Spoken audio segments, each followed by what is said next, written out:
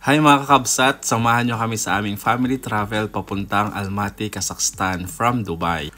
9:45 PM ang aming flight at nakarating nga kami sa Kazakhstan Airport at 2:45 AM. I advise guys, mag-install na kayo agad ng Yandex Go para makapag-book kayo ng taxi papuntang hotel dahil baka may mag-approach sa inyo sa airport at magulat na lang kayo kung magkano ang bill pagdating nyo sa inyong tutuluyan. After nga namin magpahinga, before lunch, nagpunta na kami sa 28 Guardsmen Park. Ito raw ay itinayo para sa 28 na bayani ng Almaty noong World War II.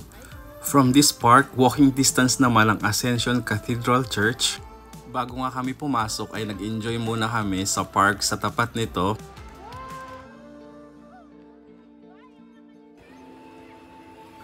Ito ay famous hindi dahil sa maganda lang ito, kundi dahil ito ay pinatayo na hindi gumamit kahit isang pako.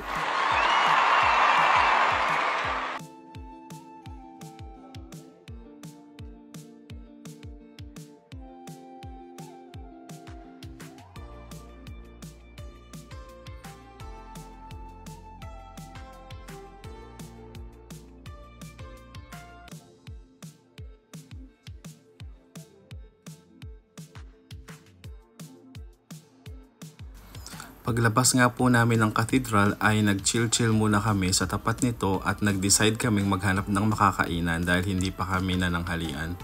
Ito nga ang una naming nakita kaya hindi na kami nagdalawang isip pa.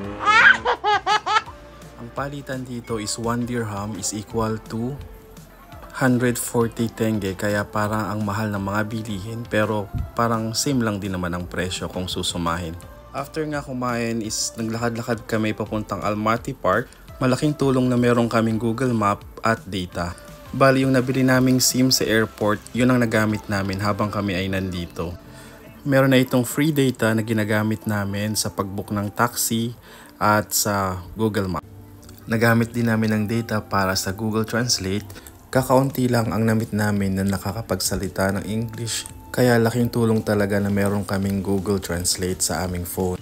Isa sa mga nakakatuwa sa bansang ito is napakaraming park na punong-puno ng mga puno, halaman, kaya marirelax ka talaga. Idagdag mo pa ang panahon na medyo malamig pa, kaya sobrang chill namin. Malapit pala sa Asia Park Mall ang tinutuluyan namin, kaya doon na kami nagpababa ng taxi at namili kami ng ulam dahil may baon kaming rice cooker.